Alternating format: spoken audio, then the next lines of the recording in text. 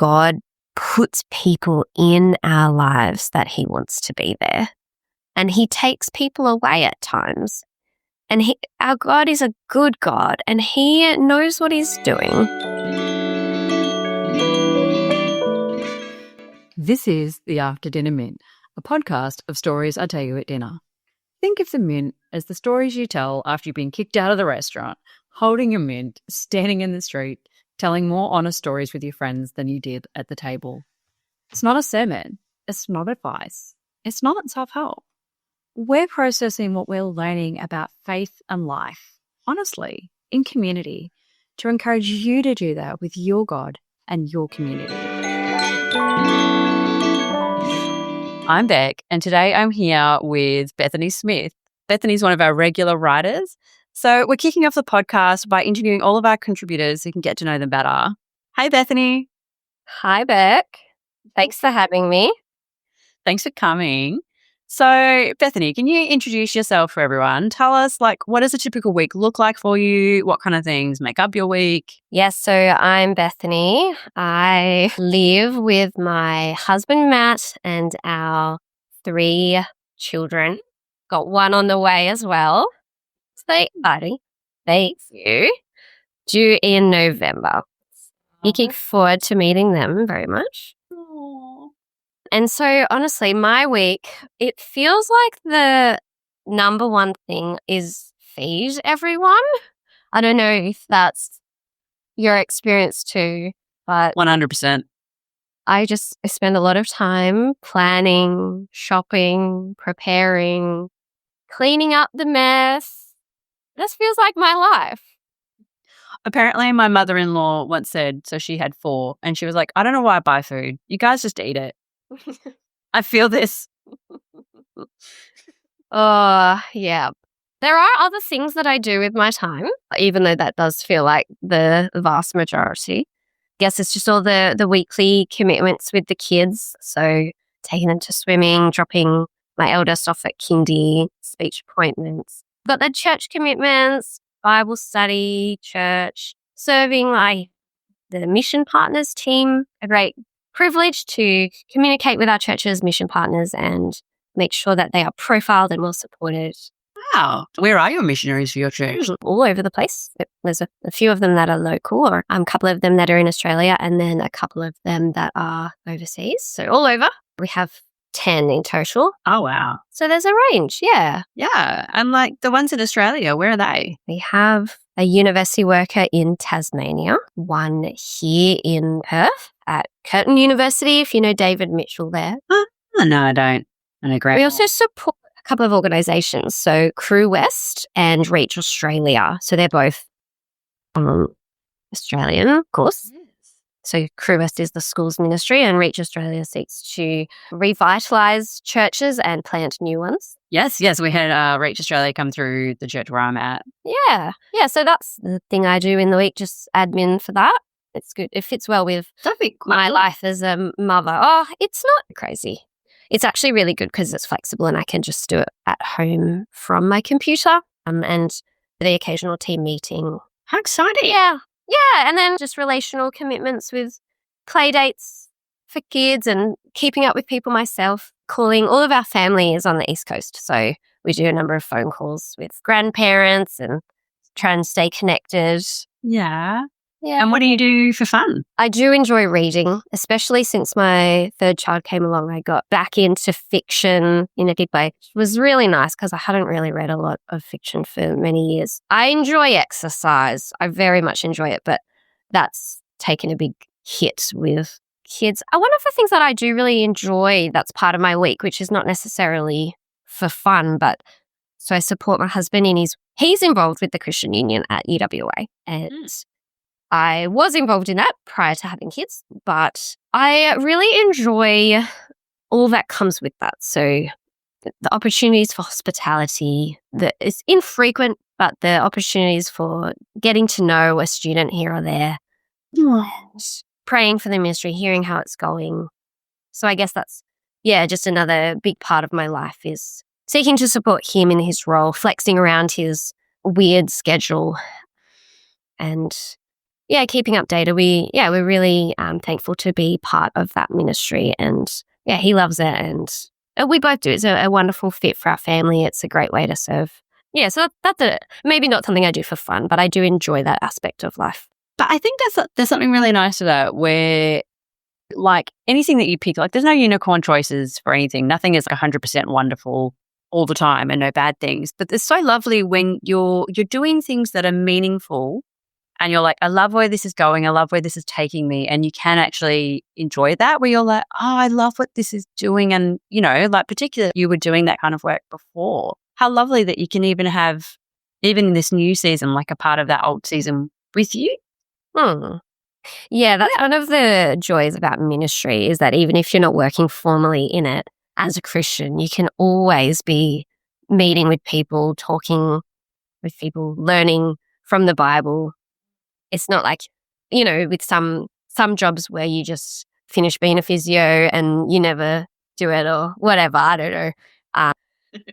With ministry, you can keep it going, and that's one of the joys of being a Christian, is wherever we go in the world, no matter where life's up to, we can still be in Christian community and serving and being served. I love that. Now, just to kind of circle back to the book thing, because I feel like I went through a similar season where all I was doing was reading stuff for like work or uni. And I remember coming back to fiction and just being like, hello, like stories. So fun. Like, what are your favorite books or TV show or podcast at the moment? Well, on the book front, I've been doing a lot of popular fiction since he was born, because it started as a way to just, I needed to lie down for a nap, and I hate napping. And so it was kind of like my gateway. I would grab up my kid, get ready to lie in bed. Yeah. It would motivate me to lie in my bed. And then as soon as I was lying on my bed reading, I would be like, oh yeah, I could totally nap now. Nice. So I read a fair bit of popular fiction at the moment. So usually those are not very quality. I'm down for it. I'm like, yeah, great. Like, tell me the terrible quality things you've been reading.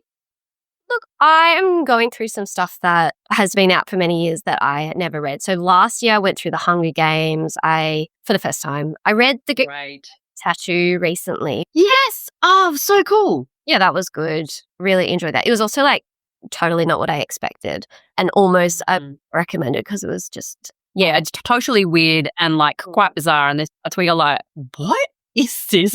It was very full on. So I had no idea. I just was like, oh, I've heard of that book, and then it's like, oh, okay. You're like, oh, this went to a dark place. Yeah, it did. It really did. I have also enjoyed doing a bit of a deep dive into parenting books. I listen a lot to parenting books on audio. Someone once said only do one a year, because, you can read so much parenting, and it's... I feel like I like... Do you feel bad? I know I read them and I'm like a wild perfectionist. I'm just like, I'm everything. I'm not only failing at parenting, but I'm failing at all of these methods. So don't read too much of them. Yeah, whereas I think my approach is like, I just consume them, I have in the last 9 months or something, just really, I remember it started because I was trying to nut out an issue with one of my children. Now I'm just really interested in what they say, and like kind of analysing them and trying to work out how they're different or the same from each other, noticing trends and forming opinions. I'm quite opinionated as a person, and so I'm enjoying surveying the world of parenting books.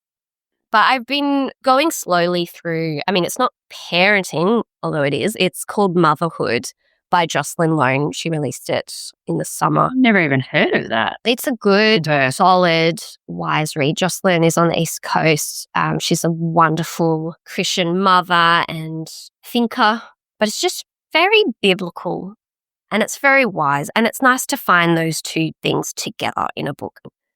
Sometimes a book is very wise with the wisdom of the world, and it might be extremely helpful, but it doesn't come from that Christian worldview.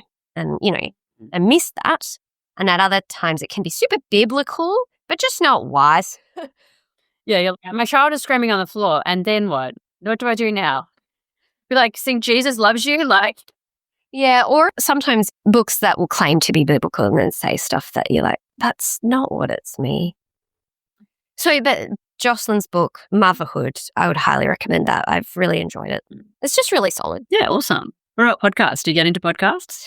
I do love podcasts. One of the podcasts that I have always very much enjoyed, don't listen to it quite as much anymore, is the Lazy Genius podcast. Are you familiar at all, Beck? Yes. Because, look, and again, I can only dip into her for small seasons, but I feel like her brain works in a similar way to mine. I love her, but I can only go in and get a perspective on one thing and then I have to come back out. So like decide once, meal templates. I'm like, You know what, Beck? From like the moment I met you, well, like not that, this is actually the first time I've ever seen your face, but I was like in a photo. For the moment we started communicating, I knew that you were also a lazy genius person. I could just tell. how did you know? What gave me away was this big trash bag energy. No. Look, I can't even remember exactly. I think a couple of times it's just the phrases that you use. Not that you've used the same ones that this lady uses. Her name is Kendra, for those of you who haven't heard of her. Yeah, you should explain about her. Yeah, so in a former life, I was very into productivity books. Always trying to get more done. I'm trying to give up that. I'm like, I love productivity books. I think this lady, Kendra Adachi, who runs the Lazy Genius podcast, is kind of pushing against the productivity world a little bit. And yet she kind of still fits within it.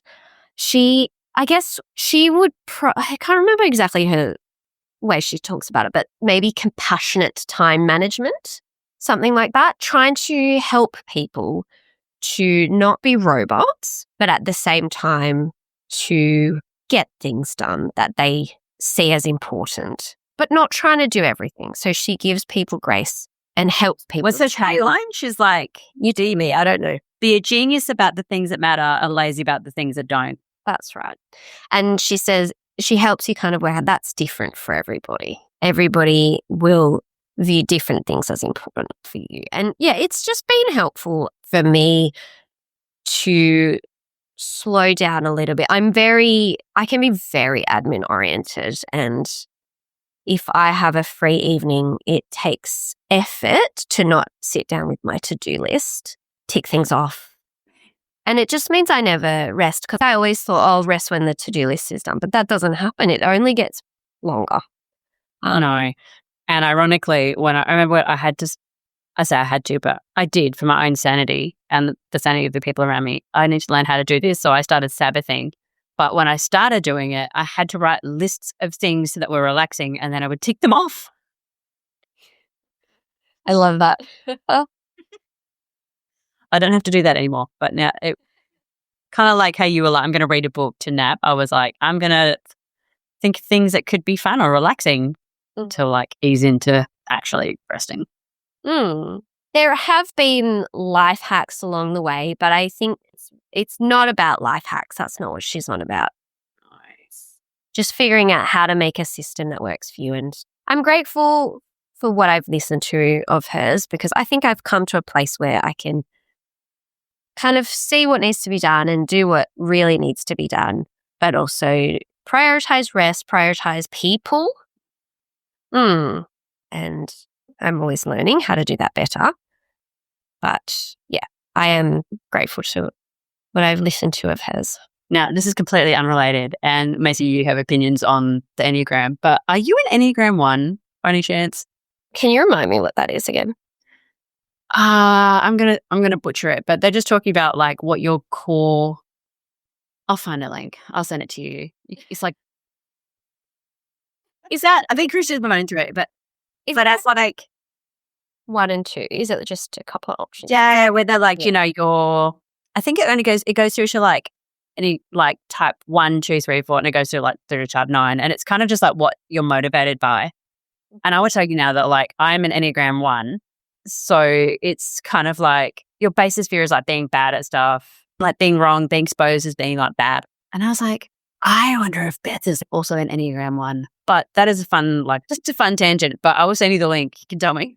Yeah, interested. Yeah, cool. Kind of as a random segue, how did you become a Christian? I am grateful to have grown up with very godly parents.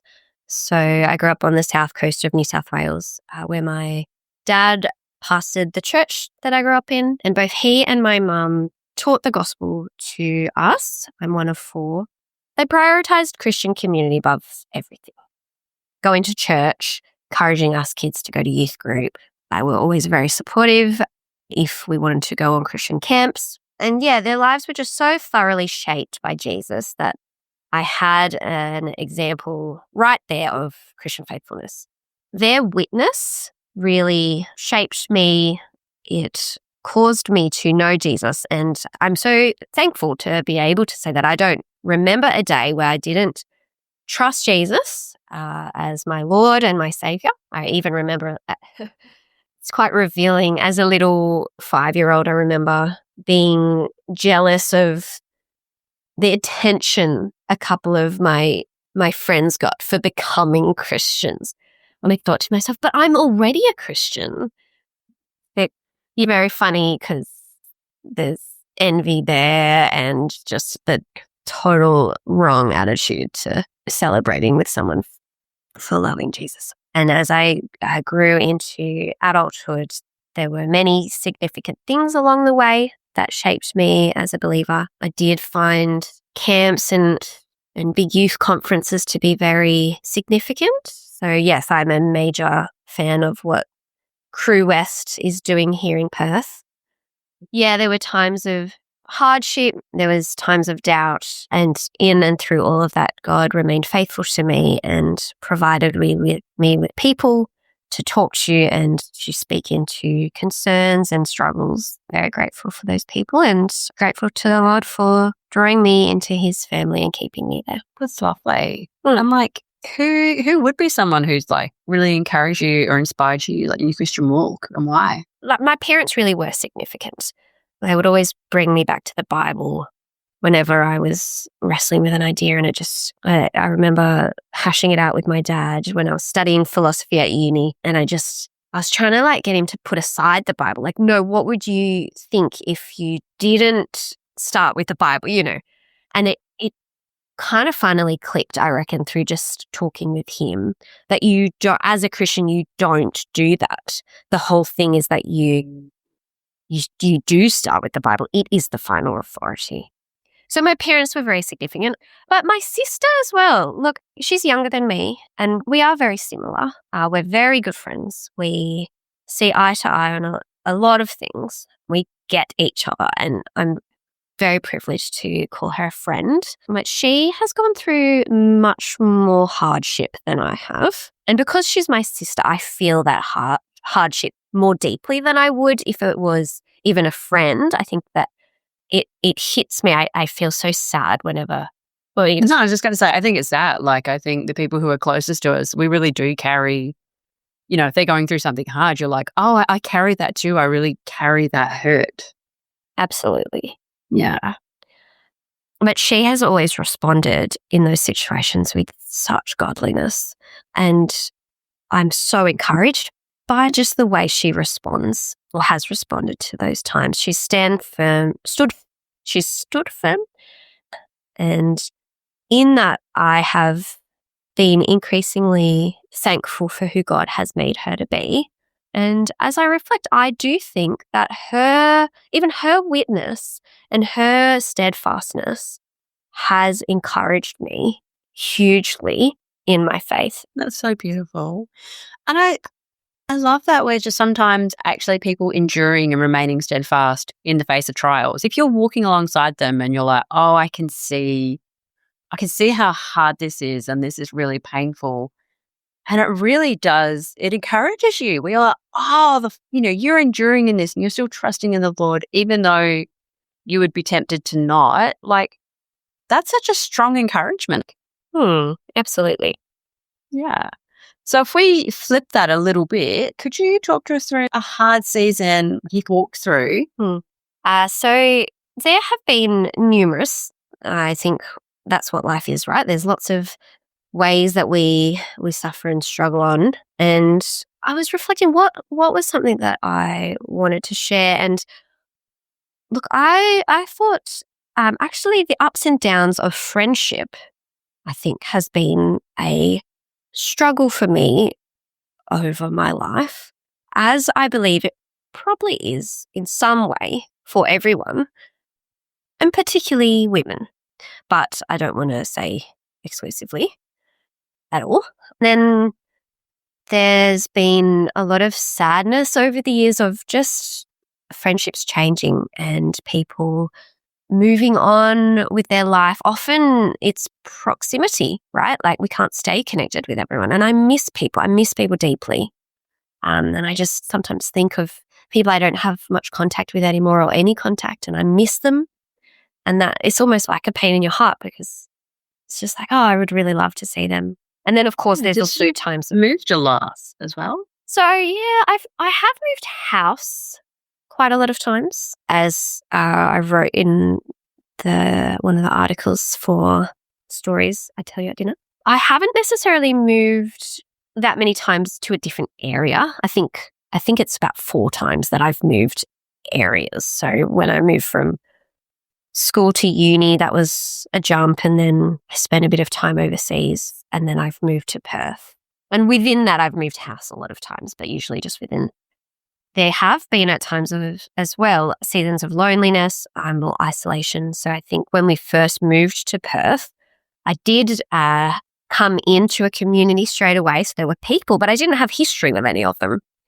And so there was a sense of being just in a new space and unknown and not knowing the people around me either.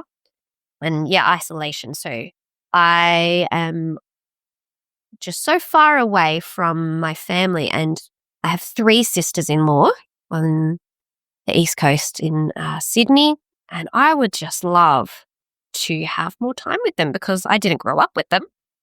One of them is very new, and so I probably won't get the opportunity to live anywhere near her. And the other 2 I've known for longer, and I did have some time with them before we moved to Perth. But yeah, and a brother-in-law, 2 brothers-in-law. Is that right? Yeah, 2 brothers-in-law as well. Yeah, so it would be nice to have more time to spend with them. So sometimes, you feel neglected. 5 siblings? I have 3 siblings, 2 brothers and a sister, and then my husband has 1 sibling. So I'm including his sister. Yeah, I love her. I love her a lot and would love to spend more time with her. And her husband, yeah, who I call my brother. I don't know if that's counted, but yeah, I think it is. Yeah.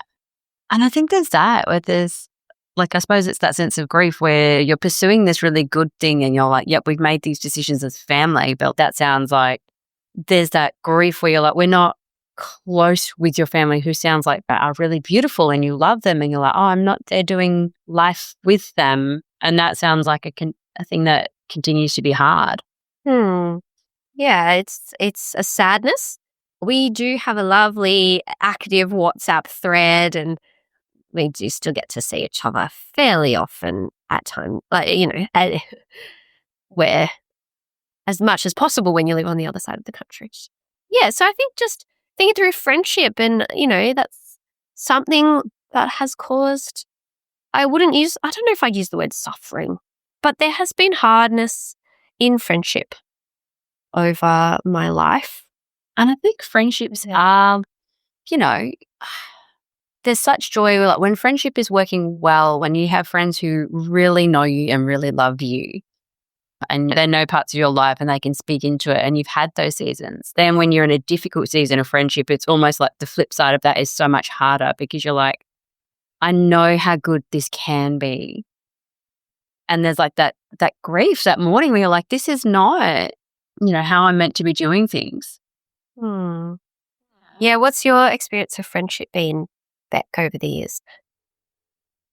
Well, I mean, it's interesting because I've mostly always lived around here. Yeah, I mean, I lived in the country for 3 years when my dad did his country service down there as a policeman. But I was 3, I don't really remember it. So I've mostly always lived around here. And we moved. So my husband and I moved out to this area where we are now when I was pregnant.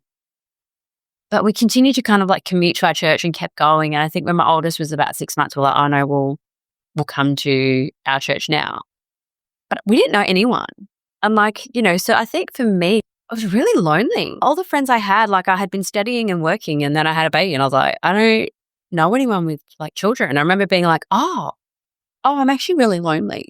I'm going to have to go make friends. And it took so much longer than I thought it was going to. And I remember one of the girls at our church who was like, I remember when you came, I was just like, hey, what are you doing? I'm going here. Do you want to come here? Where I'm going to this pub. I'm going here. Who's doing this thing? Do you want to come over? Whatever. And it was awful. You know what I mean? But I do think it's lovely now, maybe 7 years after that, that intentionality has paid off. We have friends, and those friends, their families have become friends with my family, and we go on holidays and stuff together and things like that. But I'm always surprised at how long those friendships take to develop. I don't know. Is that similar or different to yours? Yeah, for sure. I think friendship definitely, and the older you get, I think friendships that are formed when you see each other every day, of course, they can develop quite quickly if it's work colleagues or, when you're at school or university.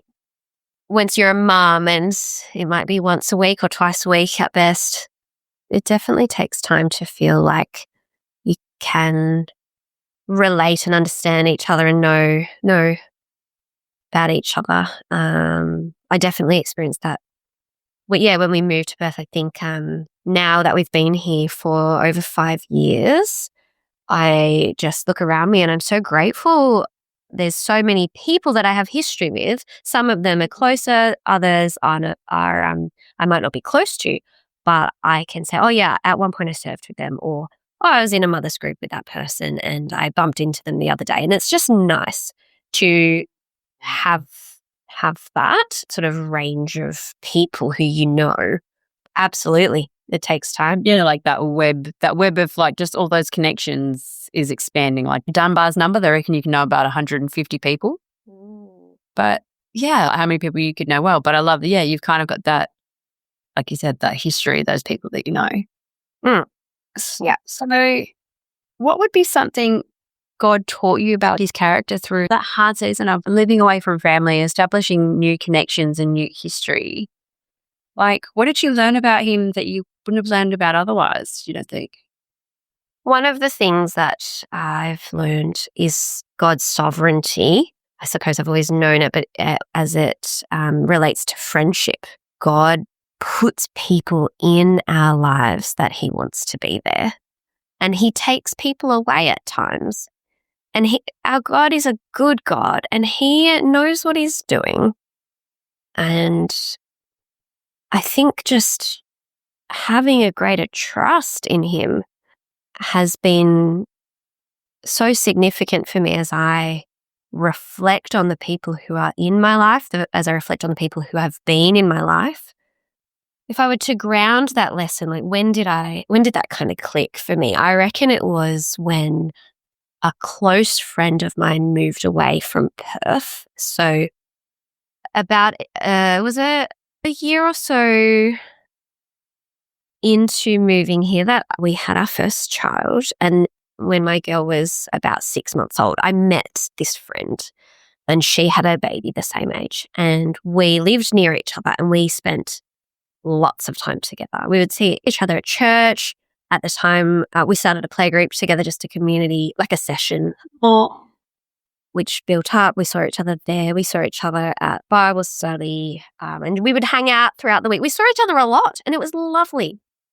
We fell pregnant with our second at the same time, and we could support each other through pregnancy, and it was just so nice. And so we spent a lot of time with each other for probably about 18 months. And then the news came that they were moving interstate. It was very sad. I had already had a couple of my new Perth friends move away. And so it felt like, what? God is taking everybody away from me, which is not. There were other people here I had developed friendships with, for sure. But I was very sad to lose her. I didn't lost her, but you know what I mean. But yeah, fully cried. Like I remember just bawling my eyes out. At the same time, I think I responded to that differently than perhaps at other times. I was primarily just grateful to God for this lady who He had given me for that season. And that experience has taught me to continue to view friendships through a lens of thankfulness for because God is sovereign in having put that person in my life. And if it's only for a season, well, praise God that it was for that season. And you know, for the people who it's, you know, I have my best friend lives on the East Coast, and we talk a lot, and we have almost never been in that situation where we have mutual friends, and we've never really been. We met at church, but that was the only point of connection we ever had, and we've stayed in touch. And I'm so thankful to her because she's someone who I have stayed in touch with. But most people come and go a bit, and that's okay. God knows what He's doing. Yeah. I love that. I love that kind of theology of friendship where you can pray for, like, God, I need a friend. Like, God, bring me someone to be friends with. In that season where that first baby and your whole life is changing and you're like, I need someone to do life with, you have that gift. But I think I love that the antidote to the grief of losing someone, like you said, but it is true. You know what I mean? Although, like, she's moved away and you know where she is, you're like, it's not the same. Like, that friendship has changed. Like, you're not doing life together every day. And that kind of is the fall. But I love that the antidote to that is gratitude. Like, I'm grateful that I had that. And because I think that takes guts to then move out into the next friendship and look at the next person and not guard your heart and be like, well, maybe you'll leave, so I don't want to go there. But actually, yeah. Yeah, and this realization has taken the pressure off friendship in a way as well, though, in that sometimes you want to get a bit almost selfish and think, like, I want to put around me people who are just going to be there forever, and I've got to hold on to them tightly. But I've learned that that's not the way we should approach friendship. We love who God puts before us, and of course, there's a chemistry to that. There's, you know, we might really click with that one person in our mother's group or in our growth group or at work, and we strike up a great friendship with them. But we don't have to get all possessive over them. We don't have to try and make it a certain way and try and hang out with them a certain number of times every month, or like, we can take the pressure off, enjoy that person, serve that person as Jesus has served us, love them. That's what the gospel does, I think, to friendship. It changes it from a self-serving or even a mutually serving like thing. I guess it expands what the category of friend even. It's not just going to be the person that we really click with, even though that there is of course, that's a component to friendship. But we welcome the outsider or the person who's different from us. We do church with people of all backgrounds and nationalities and ages, and they can be friends in different ways. But we might become really good friends with someone who's 50 years older than us. Yeah. We might not hang out all the time, but we might enjoy the conversation we have with them on Sundays. We might even connect really with a young uni student we're reading the Bible with. That's a type of friendship. It might not be the best friend buddy type of friendship, but it's still a type. And I think having that lens as we go about our lives, the lens of just being other person centered and welcoming, I think that's definitely going to be a part of Christian friendship. It's cool. What I'm hearing is like that real sense of like acceptance of I'm not relying on one person to meet my needs. So there's that, but there's also that lovely openness. Like the church is made up of God's natural enemies. It's intergenerational. There are so many people to be friendly with. But it's also that, like, I love how you talked about it's easy to hold on to a friendship and be like, I need you to be unchanging. Like, don't change. I need this to be okay. I love it and it has helped me. But I think it's easy to then, like you're saying, hold on to it in a way that it almost strangles it. Like we want people to not change, but the only one who doesn't change is God. That's right. And we hold people to a standard that's unrealistic. We hold ourselves to a standard that's unrealistic as when we don't want to be hurt and we don't acknowledge that we will hurt people as well.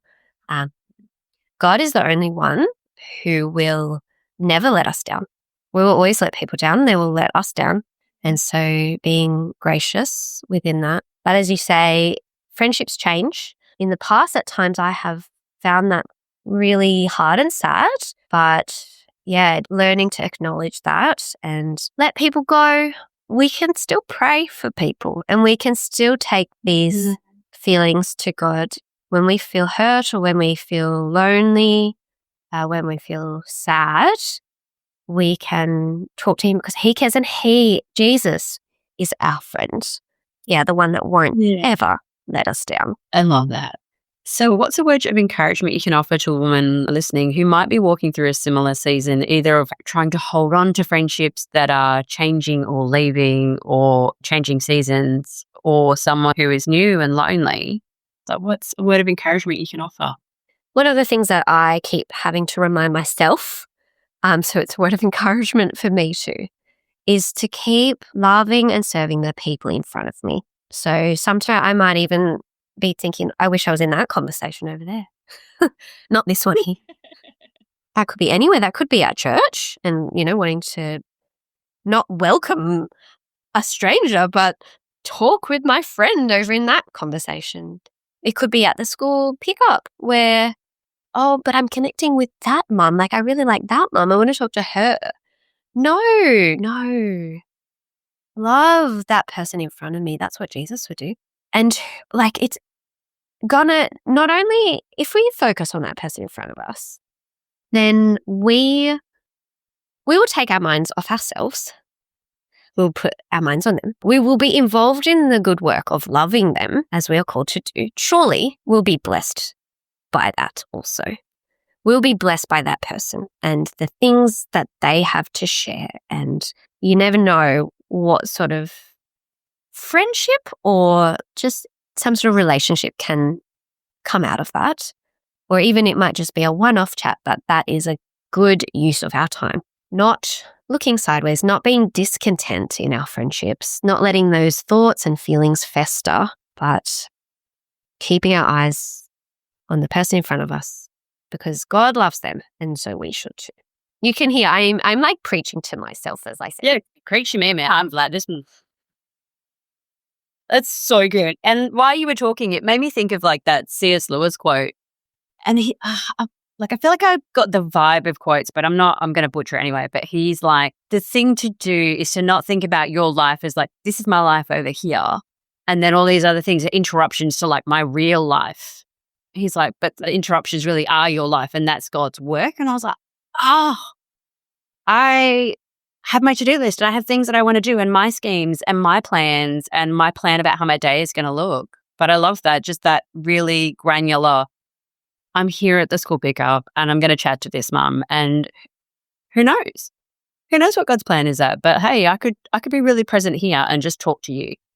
Or I could really talk to, the old lady at playgroup who is delightful and just be really present in that conversation rather than thinking about 3 other things that I should be doing. Yeah, was great. I'm just like, yeah, it's so great. I'm super humble.